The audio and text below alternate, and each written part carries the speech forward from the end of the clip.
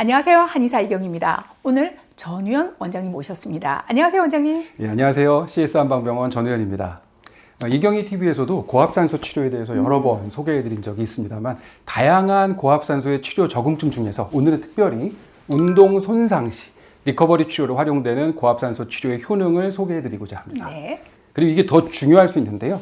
고압산소 치료를 받고는 싶은데 힘들어서 못하시겠어 하시는 분들을 위해서 고압산소 치료의 두 가지 장벽을 손쉽게 허무는 방법까지 설명드리겠습니다. 기대해 주시죠.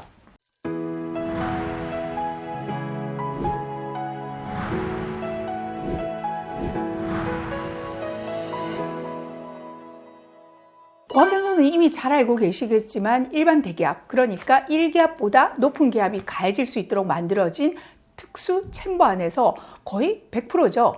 고순도의 산소를 호흡하는 치료법입니다. 혈중 산소의 농도를 극대화해서 조직의 저산소 상태를 개선하고 다양한 신체 조직의 회복을 촉진하는 작용을 하는데요.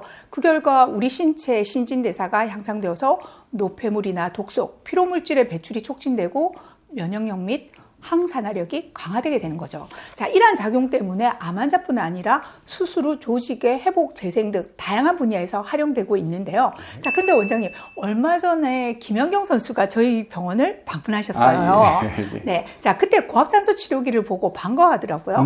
예. 다양한 분야의 재생 회복에 활용되고 있는 고압산소 치료기가 운동선수들의 회복, 즉 리커버리 효과에도 많이 활용되고 있다는 걸 모르고 계신 경우가 많습니다. 지난번 영상에서 정영준 원장님께서 운동선수들의 부상 회복을 위한 크라이오세라피 요법을 소개해 주셨는데요. 그런데 이때 고압산소 치료를 함께 적용하게 되면 근육 손상 회복과 염증 감소, 그리고 피로 회복 측면에서 보다 큰 효과를 얻을 수 있다고 합니다. 저희 방송에서는 주로 암 치료에 대한 고압산소 효과에 대해서 많이 다뤄왔었는데요. 자, 그렇다면 선수들의 리커버리에 대해서는 어떤 구체적인 효과가 있을까요? 예, 바로 높은 순도로 공급되는 산소의 효과입니다. 네. 고압산소 치료를 통해서 공급된 산소는 혈관의 수축을 유도해서 스포츠 손상 후에 발생할 수 있는 부종을 줄이는 데 도움이 됩니다. 동시에 손상 부위의 산소 공급을 증가시키는 건 염증 반응을 조절하고 손상 정도를 최소화합니다. 그리고 격렬한 운동 후에 발생하는 젖산 같은 피로 물질의 제거를 촉진하고요. 근육세포의 에너지 생산에 필수적인 산소가 많이 공급되기 때문에 운동선수의 에너지 회복을 돕기도 합니다. 더불어서 신생혈관 생성과 콜라겐 합성을 촉진해서 손상된 근육과 힘줄의 재생을 돕습니다. 지금까지 열거해 주신 효능만 해도 운동 손상의 회복을 위한 최고의 조건을 만들기에 충분할 것 같은데요. 자, 그러면 운동 선수들의 리커버리를 위해 고압산소 치료를 할 때는 그 암 환자분들의 방식과 동일하게 진행되나요?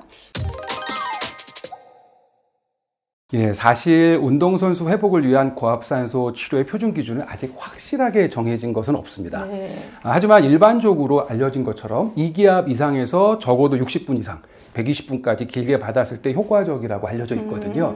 물론 선수의 부상 정도, 그리고 선수의 연령, 건강 상태 등에 따라서 차이를 두고 적용해야 되는 건 맞고요. 근데 원장님, 얼마 전에 그 신현택 원장님께서 암 환자의 고압산소 치료 시에 이 가압 없이 100% 산소 환경에 노출되는 것만으로도 용해용 산소의 양이 늘어난다고 그렇게 설명해 주셨거든요. 예, 맞습니다. 저도 전적으로 동의합니다. 그런데 아직까지도 고압산소 치료다 하면은 2기압 이상 챔버, 높은 압력에서 적어도 60분 이상은 길게 해야 효과적이라고 생각하시는 분들이 많은 것 같습니다.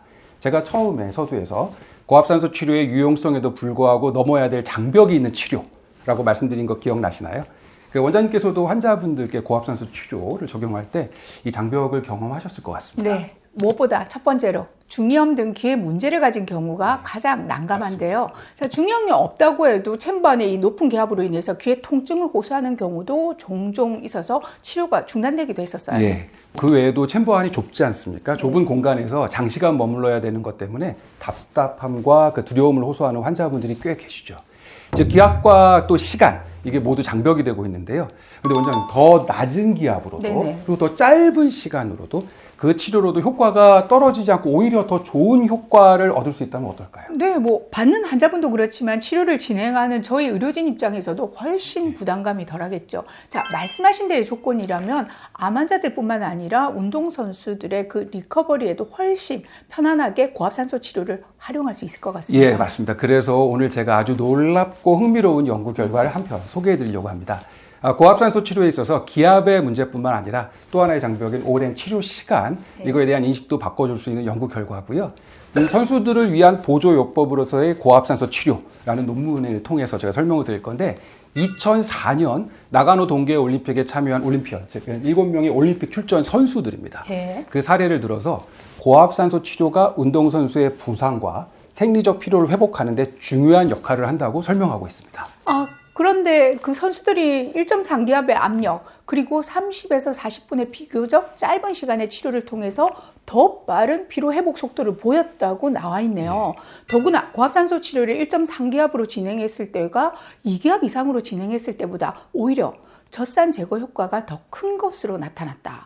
자, 이건 정말 흥미로운 결과라고 할 수 있겠는데요. 예, 맞습니다. 1.3기압 정도의 비교적 낮은 압력에서 그리고 30분 정도의 일반적으로 알려진 것보다는 좀 짧은 네네. 시간 동안 이 고압산소 치료를 통해서 오히려 더 효과적인 근육 피로 회복이 가능하다는 건데요.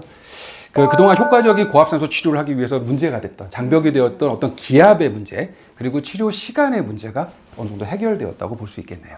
이거는 항암 치료의 부작용을 개선하고 암 치료 효과를 올리는 고압산소 치료가 가압 없는 환경에서도 효과적이니까 포기하지 말고 적극적으로 해보자는 신현택 원장님의 이전 영상과도 일맥상통하는 연구 보고라고 할 수 있겠습니다. 자, 이제부터는요, 운동선수들의 리커버리를 위해 고압산소 치료 부담 없이 활용해 볼 수 있을 것 같은데요. 소중한 정보 준비해 주신 전유현 원장님, 그리고 시청해 주신 구독자분들께 감사드리면서 저희는 다음 이 시간에 돌아오겠습니다. 감사합니다.